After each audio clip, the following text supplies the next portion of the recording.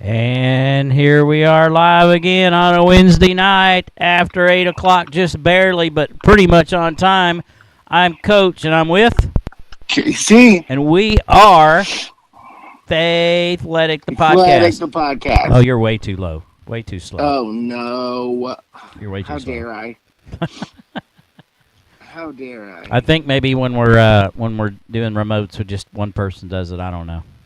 Yeah, we talked about that. We have, because it kind of sounds a little, miscombobulated. So, again, here we are.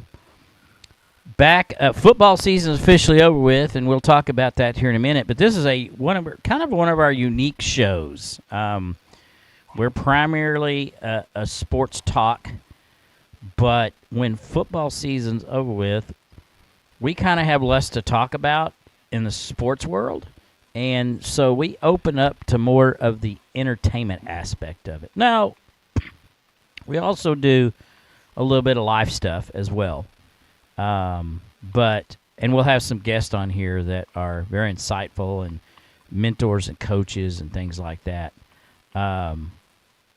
But tonight we are doing in honor of the Academy Award show coming up on Sunday. Is that correct, Casey? Next Sunday. Next Sunday. I thought it was this Sunday. Next Sunday. No, it's March I think it's March 1st. We're a week ahead of time. Yeah, that's all right. Okay. Well, anyway, our Oscars show, where tonight myself, Coach, and my co-host here, KC, will rank our top 5 personal Oscar-winning movies. In addition, we're not done there. We're going to do our top 5 actors to win Best Academy Award for the Best Actor. And no, we're not done there. We're going to do our top 5 actresses. I'm excited.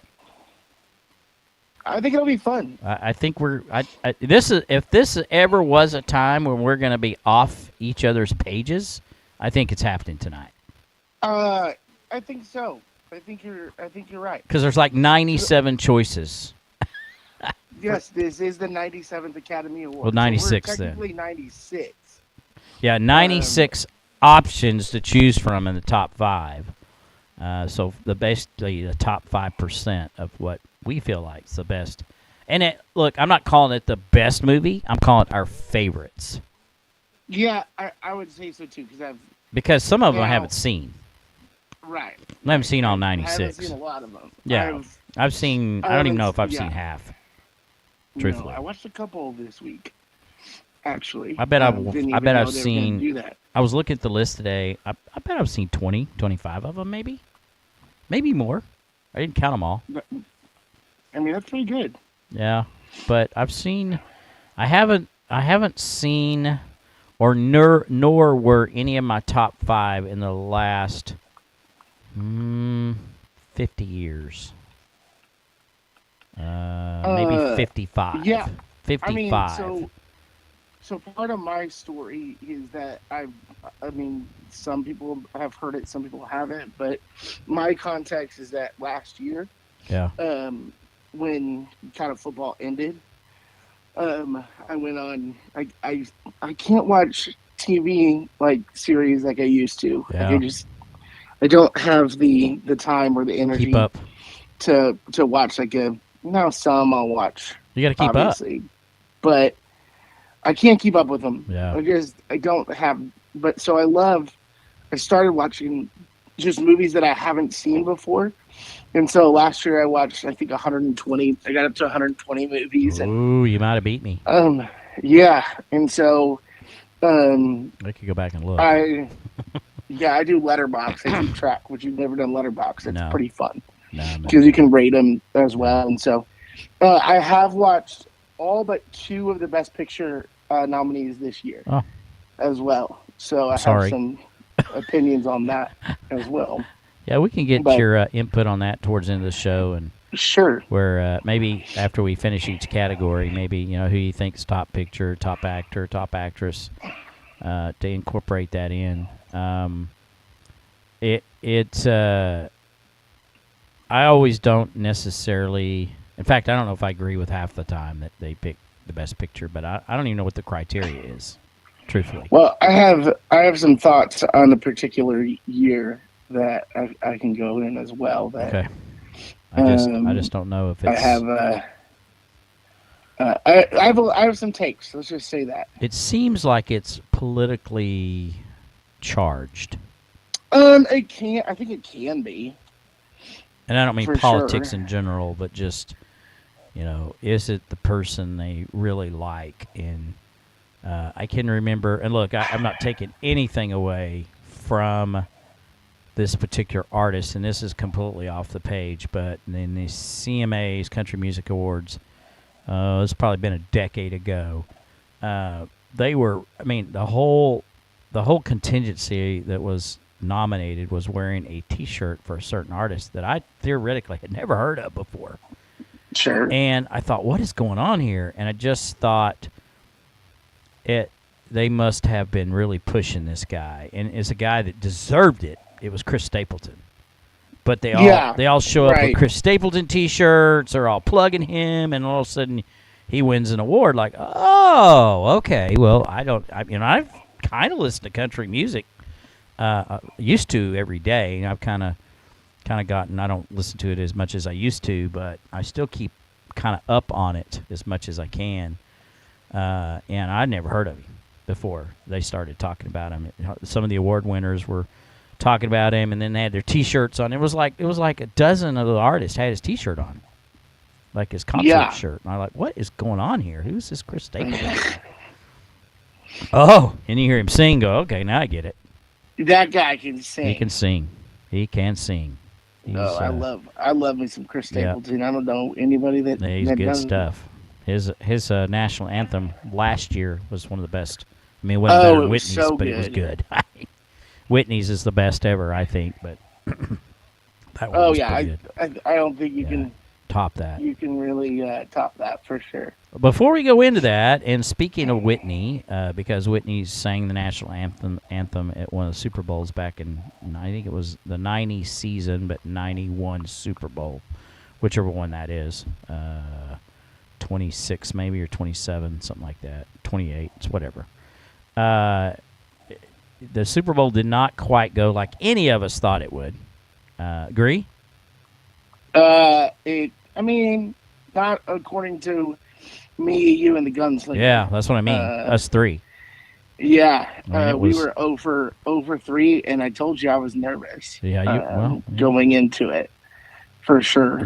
As far as when you guys said, when we all said, "Oh yeah, we're sure," and you did it. You did, and I think you said that. I have to go back and pull up the show, but when all three of us were in the same page, then you were a little surprised that I went with the Chiefs on almost every, I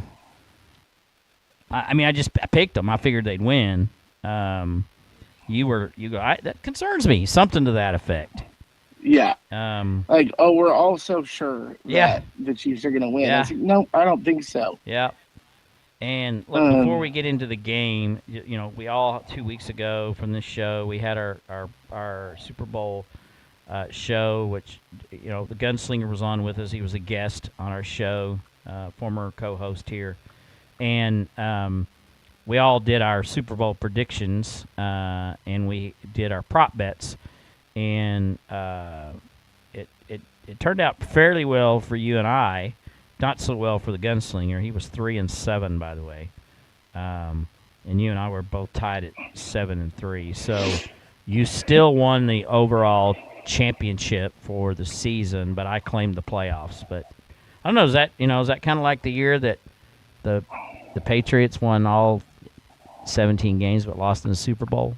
Something like that. A little bit, but when you look at it, not really. No, the when you look at it from week 5 on, Eagles were the best team. It was a slaughterhouse. They were dominant. I started looking shortly after we talked about it. I was like, oh my gosh, they killed everybody they played except for a couple weird games at the beginning of the year with the Falcons who were playing decent football. Yeah, and I kind of went, oh shoot, we might be in trouble, and we were. So, yeah, it was just a comedy of errors. Just all the way through, and it was a tough watch. Very uncharacteristic of Patrick Mahomes for sure. And look, just real quick, the spread, obviously, we all missed that because we had KC plus the 1.5, I believe. And then we had we had Chiefs minus the 1.5. And then the national anthem, you and myself were over. It was over officially, correct? It was over 2 minutes. Yeah, even though it was really close. I was like, was it 202 or 203, something like that? Yeah, it was really close. Because when I was listening, I thought, there's no way it's going to make it to 2, and then he got riffy there at the end, and like, okay, I got it. So. No, I think that they didn't. If they repeat, they don't count it. So there was some controversy there for sure. But did it officially go over? I think so. Yeah, I think it did too. And then the coin toss, we all picked tails. It was tails. The first to score, I was the only one that got that one right. I picked Philly. Lead at half, I picked Philly. So did you. One of the performers were to be somebody other than the headliner. You and I both picked that correct. Total score, odd or even. I believe it was odd. You actually missed that. It was even. So you actually no. You picked odd. I marked that wrong. You and I both. No, we both missed it. It was even, and we both missed it. So we were 6-4, not 7-3. And then color of the Gatorade. It was yellow, right? It was yellow. Yeah. So we all missed it. And then quarterback win MVP. We all picked yes, although we picked the wrong quarterback. But yeah, we did. We did. So that was 3-7 for the gunslinger, and you and I were 6-4 on our prop bets or on our overall bets. So that's the way it ended. So you're a champion, my friend. Thank you. Yeah. I would have rather had a Chiefs I know you would have. I know you would have. This is the way that the cookie crumbles, for sure. Unfortunately. But hey, Patrick Mahomes is still Patrick Mahomes, and he will be back. I don't know when, but I think we'll be back. Well,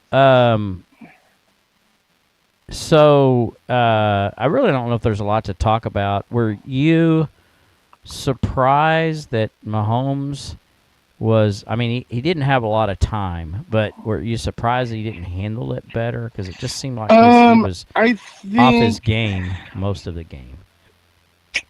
I mean, it really was just how bad the offensive line played. Yeah. That's what it came down to. So, I don't know. I think Patrick could have played better for sure, obviously. In fact, his decision-making was the decision-making was bad. Now he got hit on one of the interceptions, the one going into halftime, which really, when that happened, I was like, yeah, there's no way we're coming back. Yeah. For sure. So, it was just, I don't know. I don't know if I blame him. No, I wouldn't. But it wasn't his fault. Yeah. It wasn't his fault. No, I mean, he's part of it. He's part of it. But, I mean, it's a team effort thing. And, look, some people had said all year, and I'm not saying I said this, but I kind of felt this way at times, that they were suspect because their wins were somewhat questionable, I guess is the word. And I wondered if they were as good as advertised. And look, I still thought they'd win the game, so I'm not totally surprised they got beat. I'm a little surprised they got beaten the way they did. But I'm going to maintain. Look, and I know I went against this when we did our predictions. I don't know if anybody's ever going to win 3 in a row. KC. I just don't know what's going to happen. After that happened, I was like, yeah, it's never going to happen. Yeah, and I know I said that when the season started. Which is what you said. Yeah. Like, it's too hard. It's just too hard. It's way too hard. I mean, look, and I don't really believe in luck. Provisions, perhaps, but not just I'm very reluctant to use the word. You got to be awfully lucky, but things do have to fall in the right alleys. I mean, everybody has to stay healthy. You got to get the right calls.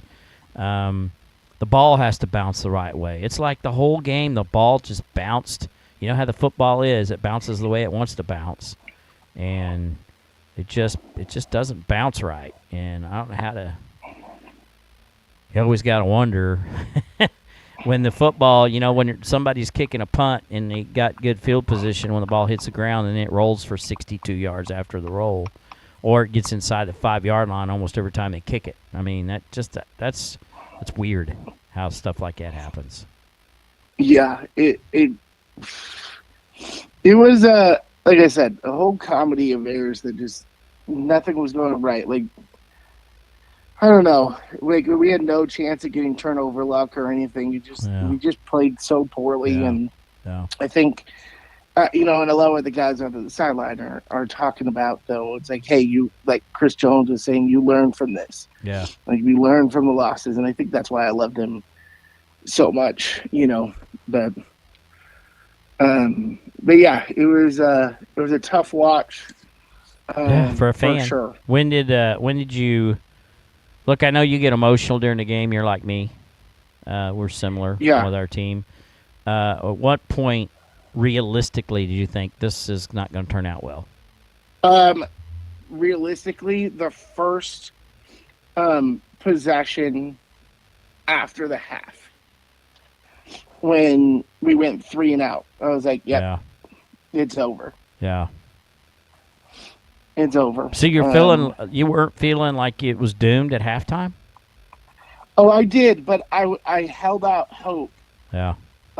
For just like, hey, maybe if we score a touchdown early, I kind of went into halftime thinking like, if we can score straight out of the half, we stand a chance. Mm-hmm. But I mean, as soon as they didn't score, I was like, I just packed it up and. I really just kind of scrolled on my phone for most of the second half because I just, yeah. Well, look, man, for 2 reasons. One, I cheer for the Chiefs because of you. Even though I was a little combative with you this year, it was just part of the show. But I would much rather have you team winning than seeing the Eagles. And I know. And Nick Sirianni, Super Bowl champions for a year, because I was like, I think I sent out, I don't know if I sent it to you, but I sent it to my Cowboy friends, like, okay, I'm going to go throw up now, because I just can't stand Sirianni having a Super Bowl. Can't stand it. But he's got one. Oh. I can't believe he's a Super Bowl winning coach, I can't but either. It's all of some of its part. It has everything to do with Howie Roseman and Jalen Hurts more than it does. I know, but when you look at past Super Bowl coaches, and it's hard, maybe, I don't know, maybe Switzer, because he didn't do anything. I mean, he had respect of a lot of coaches and a lot of players because he was a people's coach or a player's coach, but I don't know if you look at Super Bowl champions and you can see, and look, I know I'm going to upset Eagles fans, and nothing personal against Nick Sirianni, but he just doesn't fit the mold of respect. Super Bowl winning head coach. Yes. I mean, I was sitting there trying to think about it. You look at Vince Lombardi, obviously, even Weave Eubank of the Jets. I mean, very much revered. Hank Schramm, Tom Landry, Don Shula, Chuck Bill Noll, Belichick. Bill Belichick, John Gruden, Harbaugh. I mean, what's the coach at Sean McVay? I mean, those right. guys they have a certain respectability. Mike Holmgren, Andy Reid. I mean, Pete Carroll, even Pete Carroll. Even I can't stand him. I mean, he's got the respect. You're right. I mean, so and I don't just have a hard time grabbing a hold of Nick Sirianni being Super Bowl coach. But he's definitely very much like Bill Cowher is another one that it just came to mind. Yeah, like, he's Seamery. Mike Tomlin. Yes, like you say all these like as we're saying out loud. Absolutely. Nick Sirianni. Tony Dungy. I mean, yes. I mean, who won the Super Bowl when Tom Brady was at the Buccaneers? Who was it? Was it Bruce Arians? Right? Yeah. See, he could probably fall into that category with. He might fall in there. With Sirianni and maybe Switzer, and I don't even know if you put Switzer in there because he knew what to do with what he had. He wasn't stupid, so I guess you could maybe not talk. I'm not a big Switzer fan, so I don't know. You can't ask me because I don't like Oklahoma and that stuff. So maybe I'm the wrong person to ask about that, but I don't know, man. I'm gonna. I mean, that's about how I felt. It's like, really, Nick Sirianni? Yeah. I will say that he didn't act as a buffoon as he had in the past. Yeah. I thought he was. I actually liked his daughter coming up to him and all that. Yeah. Or his sons. Yeah. Like I thought that was really. Yeah. Quite sweet. So. Yeah. It was. It was. Have you getting off subject here for a second? When you said his daughters or sons coming up to him, have you got a chance to see any of the last ride yet with the Undertaker? No, I haven't. Dude. I need to watch it. Yeah. Okay. It's a 4-part series, by the way. And I need to watch it. It's really good. It's really good. And but I loved it, and at the same time, it makes me mad because Terry Funk gets no credibility. And of course. I mean, his name. I mean, look, I don't expect him to be mentioned with the Undertaker, but he did 10 times overfold for people what Undertaker did, and I'm not taking anything away from Undertaker at all. But the story is very well done, very much well done. So I should probably take a look. You would enjoy it. It's on A&E. So, all right. And one last question, and we'll move on to our Oscar show. Chiefs get back again next year? Honestly, they get Rashee Rice back. Sorry. Good. Yeah, Xavier Worthy showed himself as he can be a number 1 wide receiver, and then Rashee Rice also showed at the beginning of the year that he could be a number 1 receiver. So those two options are going to make things better on Patrick. Obviously, Travis has slowed down. I don't know. Is he come back? I almost want him to retire just because the cap, he hurts the cap a little bit, and he's just so slow right now. As much as I love the guy, he's probably my favorite player of all time. Patrick probably is, but Travis is number 2. So I'll miss him, but I think he showed himself to be aging this year. So it's kind of tough to watch your heroes get tired. It is. For sure. That's why I'm kind of thankful and then also regretful that Staubach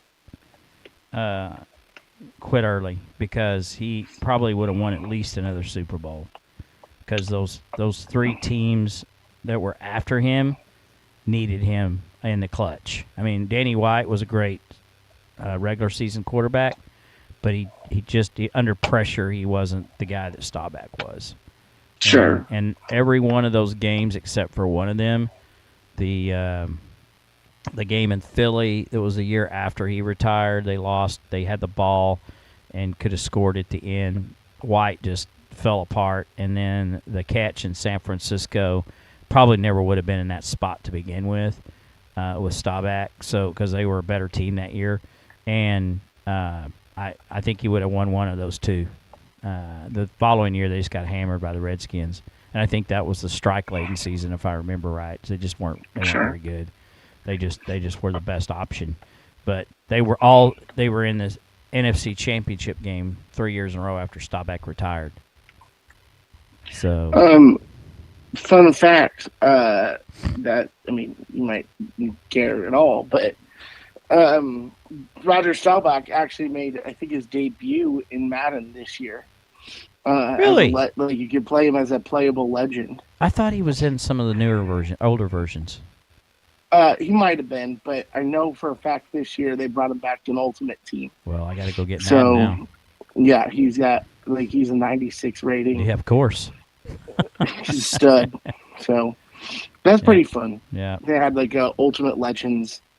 That's a good idea.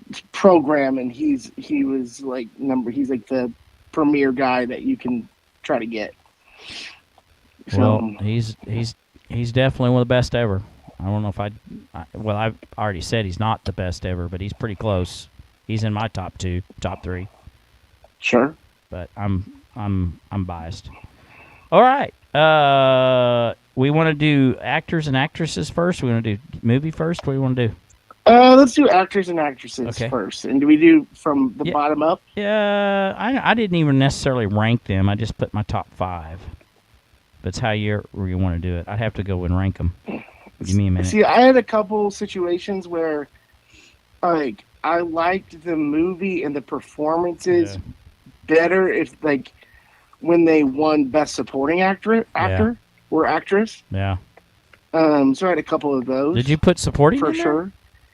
I did not put supporting, but they also won. They won both. Oh, and later down the line or earlier. Yes. Or something. Yeah. Give me a second here to rank my top. Okay, 1, 2, 3, 4, 5. Okay, I've got my actress. Let's go with actresses. And you want to start at 5, and then I'll go to 5. We'll work up. Actresses. Sure. Okay, go ahead. So I have at 5 first. I have number 5. I have Kate Winslet from Titanic. Good choice. And really, my favorite performance of Kate Winslet is actually from Eternal Sunshine of the Spotless Mind. Yeah, I never saw that. But so those kind of two put that up there for me.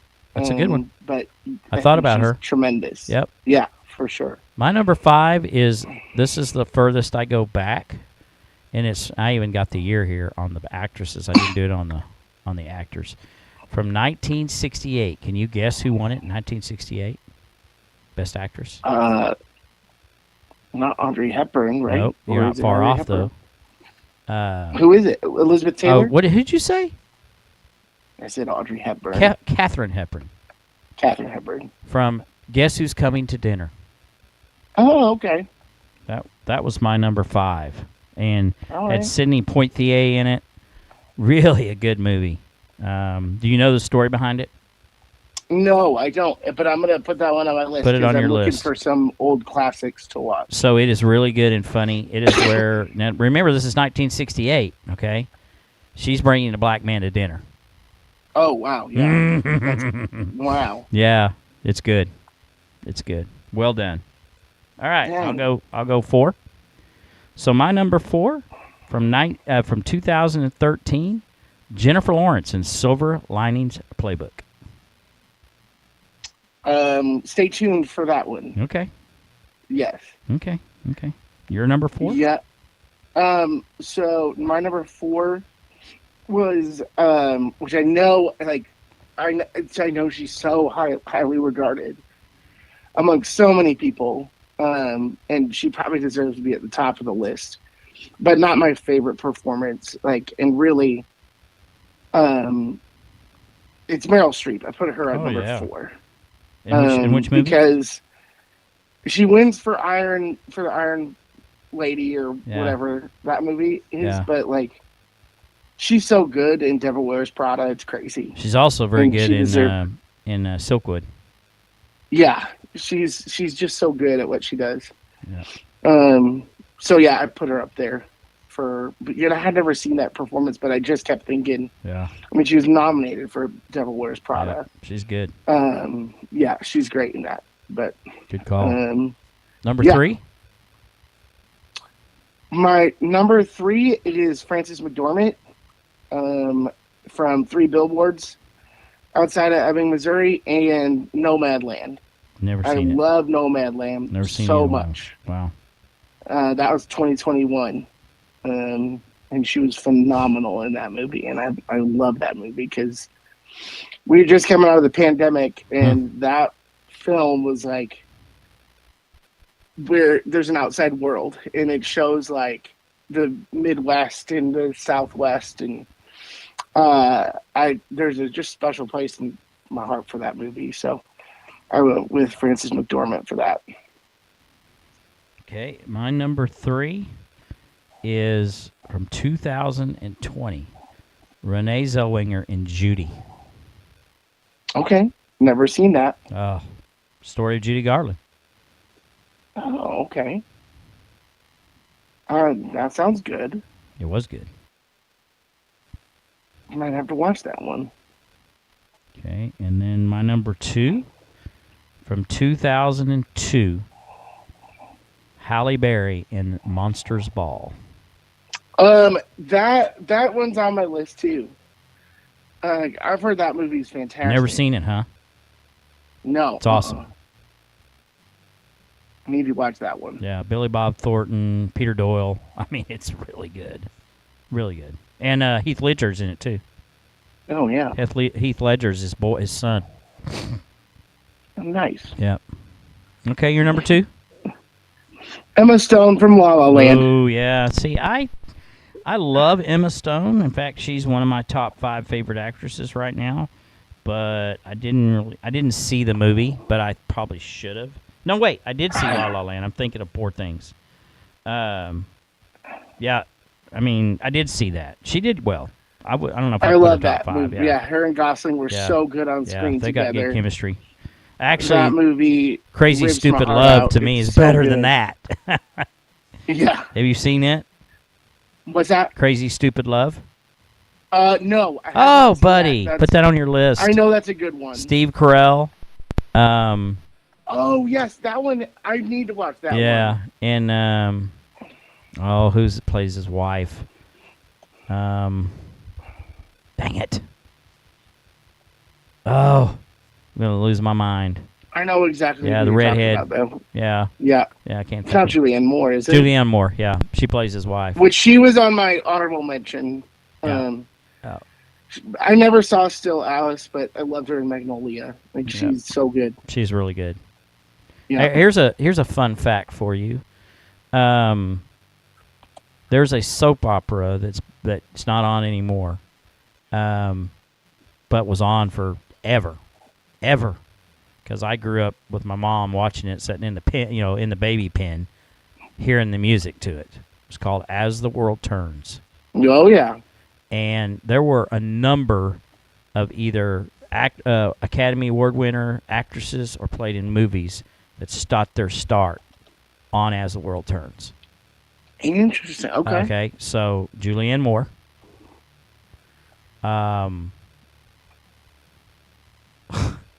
Meg Ryan. Oh wow. Okay. Oh my gosh, why am I going blank today? She was in My Cousin Vinny. Oh, I can't remember. The dark-haired girl. Marissa Tomei. Oh, yeah, okay. And I can't think of their names, but there were several others that were well... do you remember seeing Independence Day? Yes. The one that's Jeff Goldblum's ex-wife that's the advisor to the president? Yes. She got her start in the president's speech is so good. Yep. She got her start on As the World Turns. And there's actors, too, that were... It's not like Young and the Restless where they've just stayed on there for 40 years? No, they were...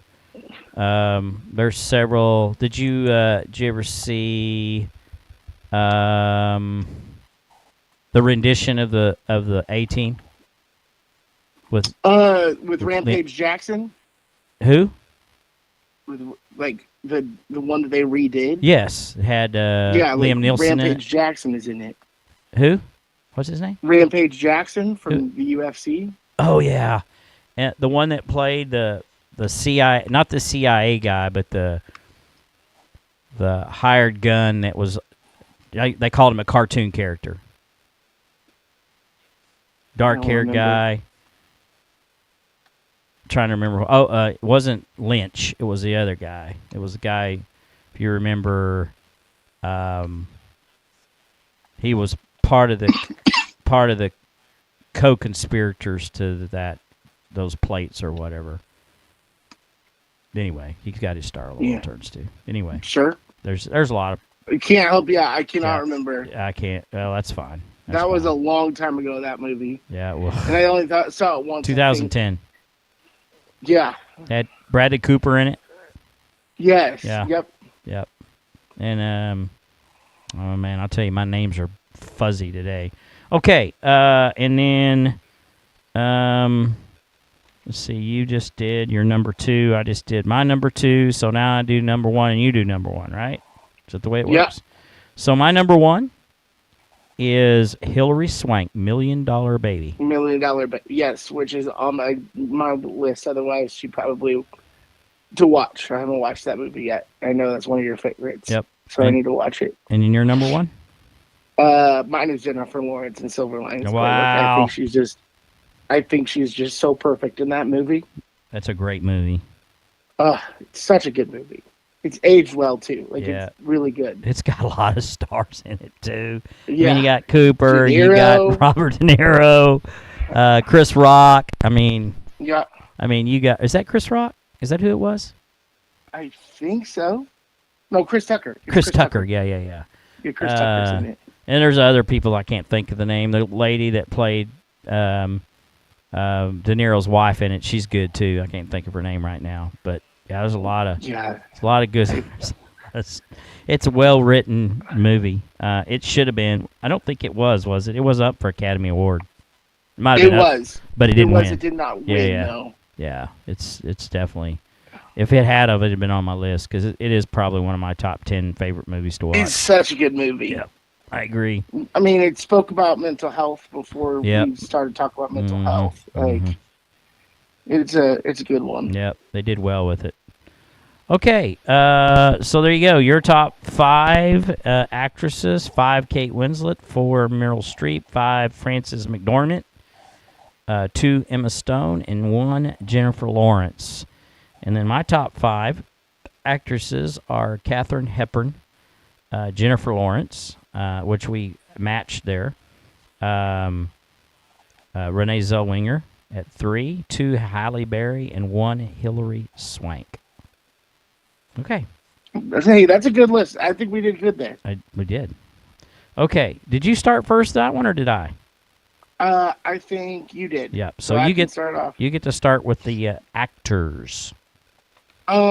So actors, I'm going Clark Gable from the movie It Happened One Night, which is 1940s, and way back.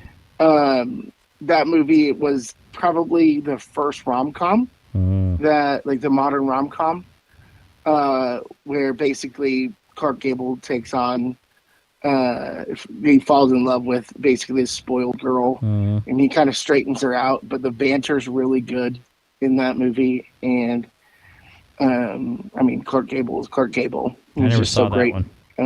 So that's my biggest throwback, and I watched that movie recently, and I really enjoyed it. My number 5 actor is Denzel Washington from Training Day. Stay tuned to that one as well. Yeah. And we'll go to my number 4. And by the way, there's a Denzel. No matter what the movie is always just rock solid. I mean, we could go all day on the movies he's done. I mean, yeah, Man also on Fire, the replacement, or not the replacements. The football movie. Why am I going dead here? Remember the Titans. Remember the Titans. So many different, and then look, he plays complete bad guy in Training Day, and the Equalizer movies are awesome. I mean, all his stuff is good. Man on Fire to me is one of the most underrated movies. It is good. It's good. Such a good movie from start to finish. And that movie, like the way that it's shot, it's awesome. Yes. Dakota Fanning got a really good performance in it. Yes. Mark Anthony has a really good performance in it. That movie is it's one that supremely underrated. Always stays in my DVR playlist, by the way. Gosh, it's a good movie. Yeah. And then what was the one he did with Eva Mendes? He was a police chief. Have you seen that? Not Inside Man. Is it Inside Man? No, I don't think so. Inside Man was so good, by the way, too. He's police chief. He has his affair with this married woman. Oh, what's his name is in it, too? American Gangster. It's an American Gangster. That's another good one, though. I'll look it up and send it to you. You need to check that out, because it's kind of along the... I don't know if I'd call it the same. Why was it American Gangster? Like, that American Gangster is such a good movie. It's like, I think people expected just a little bit more. Maybe. Like, that's a good movie. It is a good movie. Like I say, there's hard to find a bad one he was in. I mean, no, not at all. I mean, they're always so well done. Okay, Excuse me, in my number 4, Tom Hanks, Forrest Gump. We matched right there. No way. We matched completely. No way. Right there. Yeah, Tom Hanks is my number 4, Forrest Gump. How about that? I didn't think we'd have a match. No, we got one. Wow. That's another one that's pretty good. It's hard to find a bad one he does. Yeah. Tom Hanks. And really, he wins back-to-back for Philadelphia. Yeah. That year. Like, I don't think people realize, like, that was seen as, like, almost, like, career suicide if they were going to take on those movies for Denzel and for Tom Hanks, and they crushed that movie. But yeah, Forrest Gump is it's so good. And then have you seen Man Called Otto? Man Named Otto? Yes. I watched it this summer. It's good. Really good. Yes, it is. And then the book's good. What was the other one that he did that I really like? Oh, dadgummit. Well, how about Sully? Or Scully? I never saw Sully. Captain Phillips, though. He's great in Captain Phillips. Captain Phillips. Here's another one here's a little interesting fact. My wife and I's first date. Gosh, this might have been the wrong day to remember these movies. The one where he's shipwrecked. Castaway. That was our first date. All right. So, anyway. That's a great movie, too. Wilson. Wilson! Road to Perdition. Wilson! Road to Perdition. Do what? Road to Perdition was shot in my hometown. Yeah. Yeah. And he did great in the Elvis movie as Colonel Tom Parker as well. So, good stuff. Although Tom Parker didn't have an accent, so I don't know where that came from, but anyway. Whatever. So, okay, you're 3. Mine is probably my favorite actor. One of my favorite actors, Philip Seymour Hoffman. He won in Capote, but I would argue that the best performance, and he won Best Supporting Actor for, was The Master. Yeah. Where he plays he's a leader of a cult. Yeah. And he's phenomenal. He's deep. He is a chameleon. He can play anything, like whether that's he's playing, the Hunger Games, the far out guy. Yes, the far out hippie from Twister. Yes. Or Boogie Nights. Yes, I forgot about that one. Yeah. He's my favorite actor. Yeah. 100%. So I had to put him on my list for sure. And then you got 2, right? No, wait. Let's see. Who was your 3? Oh, I'm 3. My 3, Michael Douglas, Wall Street. Okay. Never seen Wall Street. Oh, Put God. it on the list. I'm making a list literally right now. All right. And then I like Michael Douglas a lot. Yeah. And you're 2 and 1. Number 2? My number 2 is Denzel from Training Day. No way. Yep. He's so good. He is good. All right, and then your number 1. No, wait, I do 2, then you do 1. We'll do it that way. Yeah, it was your 2. My number 2, George C. Scott, Patton. And what's that? No, that's my number 1, George C. Scott. No, wait. Yeah, my number 2, George C. Scott, Patton. Patton. All right. You never seen it?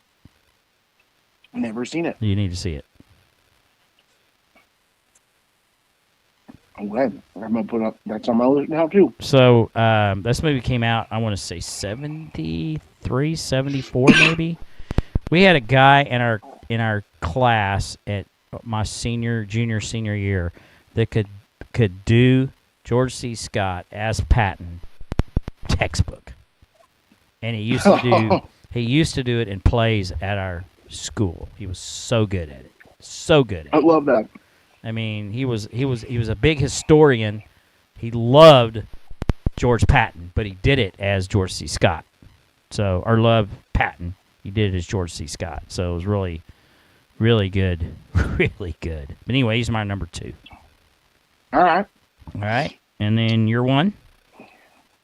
Daniel Day-Lewis from There Will Be Blood. Yeah, I remember see that. Oh, dude. That's the best act. It's like... It's so good. That movie I'm writing so this on good. my list, so There Will Be Blood. Okay. Wonder if I can. You would love that movie. I'm writing it down because I like Daniel Day-Lewis. You would love that movie. Yeah. He plays an oil tycoon. Yeah.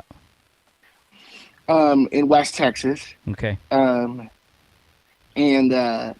he is so believable, and like Daniel Day-Lewis only takes a role every 10 years. So he's so choosy and so picky. Didn't he do Lincoln? Yes, he did. Yeah, he's good. He's really good. Yeah, he's phenomenal in There Will Be Blood, though. Okay, I got it written down.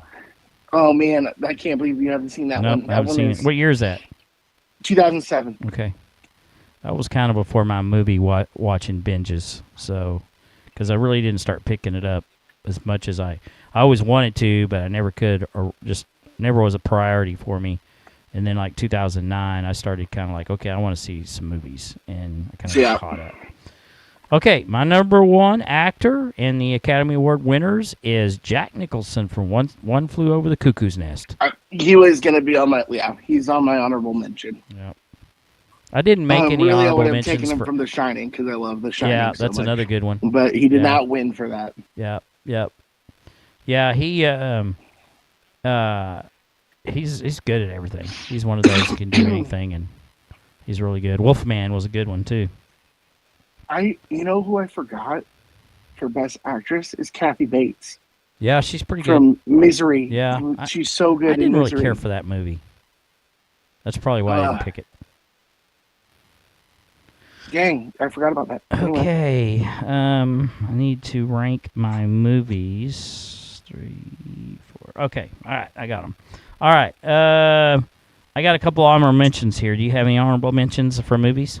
I mean, there was a ton, but I really did took my favorite here. Okay, well, I'll give you my 2. I'm not saying they're the best movies I've seen, but I put my favorite movies. Well, that's the way I did it. This is my favorites, and these are 2 honorable mentions. I know you're going to be surprised I didn't put this in my top 5, but $1 Million Baby was one on honorable mention. It barely missed out on top 5, and then The King's Speech.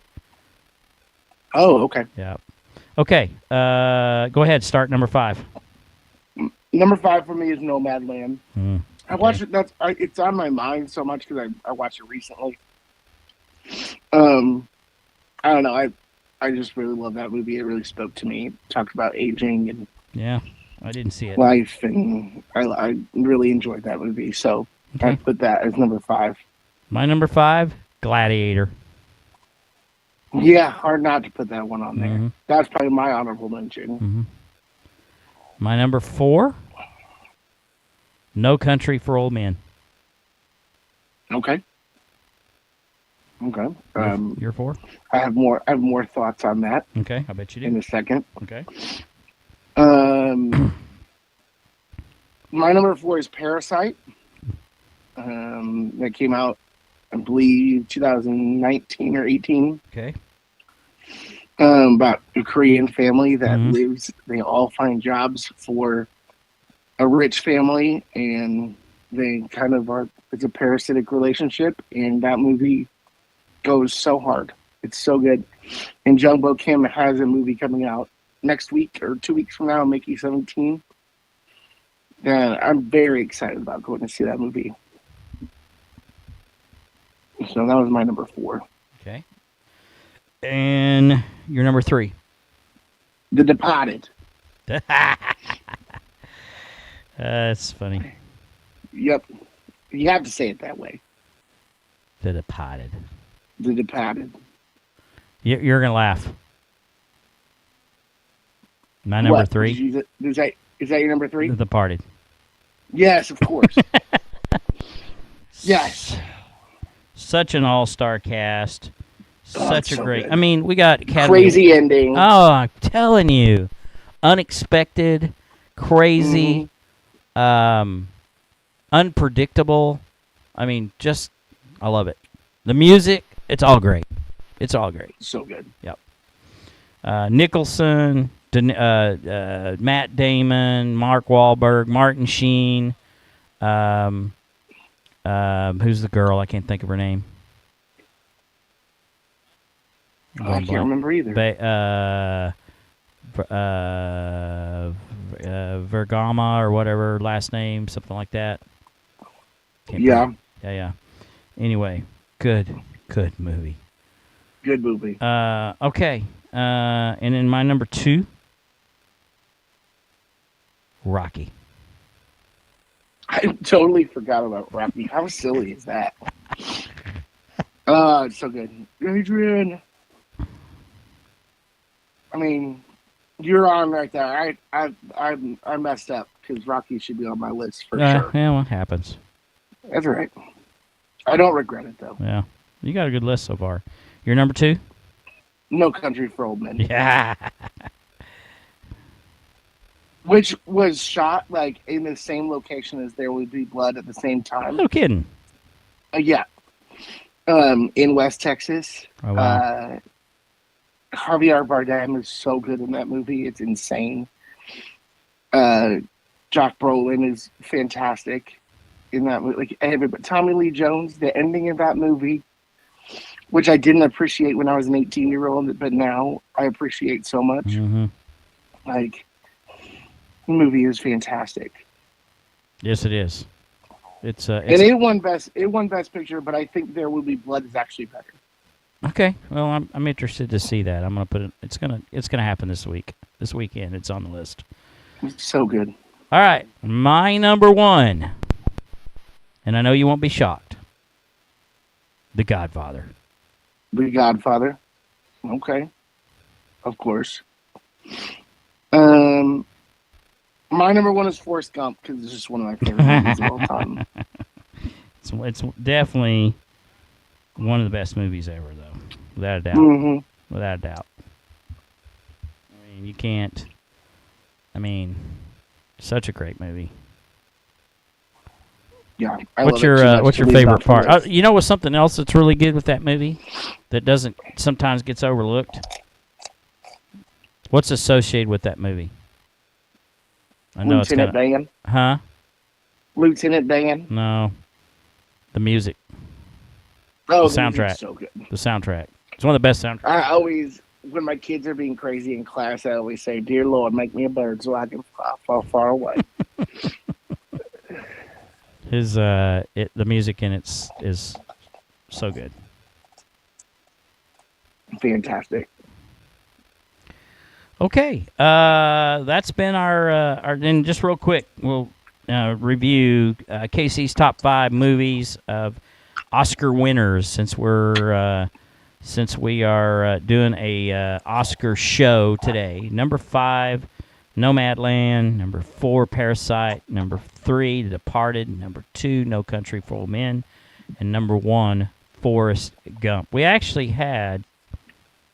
had one in our... No, we had 2 in our movies, both in our top 5, just ranked differently. I had number 5, The Gladiator. Number 4, No Country for Old Men. Number 3, The Departed. Number 2, Rocky. Number 1, The Godfather. And to me, they're like 1 and 1A. I mean, there's hard. Sure. And then I would probably put The Godfather 2 in there as well. So it's kind of hard to keep those because they both won Academy Awards. Mm-hmm. Okay. You want to tell people about us and I'll get my devotion going here? Yes. We are Faithletic The Podcast. We have existed for quite some time now. Since 2005 years. 19 maybe? Yeah. 6 years, I believe. 6 years. Yeah. We have most of our episodes, they're kind of scattered. You can find some on Facebook. You can find some of our archives on YouTube. Most of our stuff is on YouTube. Mm-hmm. And we have some on Twitch. Yep. So you can check us out. Go back and check some of our past episodes, including some of our special guests that we've had. We've had great special guests. Great episode a couple weeks ago with our friend, the Gunslinger. Absolutely. Who was a part of our show for a couple of years. And, yes. Now does his own thing. But yeah, we like to combine sports and faith. Tonight we are kind of hit our entertainment era of the year. Yes. And so kicked it off.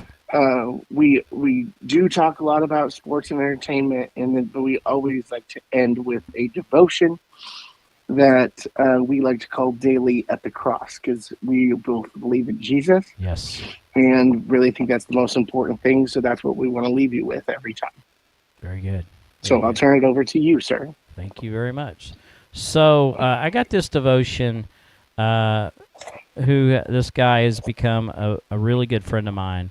He is the former CEO of Bluebell Creameries, Bluebell Ice Cream. His name is Ricky Dixon, and I've got a chance to meet and know him over the last several months, and just a great, faithful, God-fearing man. And he has a book out called One Scoop at a Time, which is a great read, by the way. And it talks about having his faith and being in a leadership role, CEO of a company. That's pretty big stuff. And it talks about the challenges and just the things that he was dealing with as a CEO and some of the things in his life and what got to where he is. So they created a devotion off the book, or he did, and it's called Turning Fear to Faith. And here's how it starts out. Very few things bring us to our knees like power of fear. As children, fear comes upon us as darkness of night, or being separated from our parents in a crowd, or being tossed high in the air by mom and dad. Without fail, as we descend back into loving arms, the world was right again until the next loss started the process all over again. Unfortunately, growing up and becoming an adult doesn't automatically shield us against strong feelings of fear, and neither does becoming a Christian. So how can we, as Christians, navigate our emotions shifting from fear to faith when life seems to be coming apart at the seams? What I've learned during the span of my faith journey is that without fail, God has always been there to catch me, and it has renewed my strength in His faithfulness. My own life's journey has included some incredible highs, but also some deep lows. With the mountaintop, seeking the will of God and trusting the voice of God isn't so hard. But I have found that camping out at His feet is in the valleys has been a critical faith survival skill in the face of fear. Faith seems easy until it gets hard, and yet it's the trials and troubles that seem to have shaped me the most. How can you and I have peace during the most difficult times? How do you anchor a ship when the waves are tossing you all about? Where is the peace, and better yet, the understanding when it seems to be the darkest? To try and understand this peace that passes all understanding, we have to return to the Garden of Eden, where fear first entered the world. The Bible mentions two specific types of fear: The first type is beneficial and is to be encouraged. The second is detrimental and to be overcome. The first type of fear of the Lord, this is the reverential awe of God, a reverence for his power and glory, and is also a proper perspective for his holiness and wrath. In other words, the fear of the Lord acknowledges all that God is, and it comes through knowing him and his attributes. Once Adam and Eve were given the choice of all but one produce in the garden, the forbidden fruit from the tree of knowledge took center stage. Convinced by the snake that death was off the table, their ultimate choice of this prohibited, eye-appealing delicacy changed the trajectory of the choice of all mankind, leaving pain and destruction in its path. Suddenly, the fear of failure, the future, or even death were realities that humans would have to contend with. The transition from fear to faith and navigate through life's difficulties, we require a rock to anchor to. For me, the rock is Jesus Christ. In the toughest situations, the only rest I have found is in his love and direction. From an extremely sick child to a failed marriage to tremendously challenging times at work, each conflict drove me to my knees. Ironically, from that seemingly weak and vulnerable position, I gained the strength to get through each crisis. Putting my faith in Christ rather than in myself has made the difference. Turning fear into faith requires dying to oneself again and again to each situation, sometimes daily, sometimes hourly. We have to release our fear to God himself. One of my all-time favorite verses is found in Philippians 4:6-7. Don't be anxious about anything, but in every situation by prayer and petition with thanksgiving. Present your request to God, and the peace of God, which transcends all understanding, will guard your hearts and your minds in Christ Jesus. There you go. That's great stuff there. Yeah. For sure. Yeah, his devotions are really, it's just a 5-day devotion. I mean, it's really very simple off the Bible app. But it's really good. It has a lot of meaning. One Scoop at a Time is the name of his book. One Scoop at a Time. And I've read the book, and I've also listened to the audio, and it's very good. It's very simple. Awesome. I've been on this kind of path to read. I'm not a very good reader. Well, I am not a bad reader. I just don't like to read. Sure. And I don't like to read long books, but if I feel like I'm getting something out of it. And so I've kind of transitioned into audiobooks more because I can listen to them when in the car, and I may have to go back and listen to them more than once, or I might do both the book and the audiobook. But I've been on this mission to listen to one audiobook per month. And yeah, that's a good mission. I was on that mission a couple years ago. And the audiobook actually helped me get to like 70 books. Yeah. I mean, it's easier to, it's simpler, and you can do it while you're doing other stuff like driving. So that's what I like. And I'm in my car sometimes an hour and a half a day. So it does, I can get half a book almost in that time. Well, close to half a book. I can get a book read in a week if I want to. Love that. Or listen to. And in fact, there's one book that it took me about a week just to get through chapter 1 because I had to go back and listen to it about 5 times because I never could comprehend it. And that's a book I probably won't finish. It's one of those you just can't understand. Anyway, any closing parting words? No, I think we did the best we could tonight. I'm feeling a little under the weather. I'm hanging in there, but sorry about the extra coughing that some of y'all might have heard. But we're trying. Too much of it. You weren't that bad. Okay, good. Trying to get our closing music going here. I don't know what we're getting here, so you might. That's not too bad. Okay. All right. Well, it's been a show. Thanks for joining us tonight. I am Coach, and I'm with Casey. And we are Faithletic The Podcast. Thanks for joining us. Have a good night. Remember that we love you out there, and so does God. So have a good night. Thank you. Bye, everybody.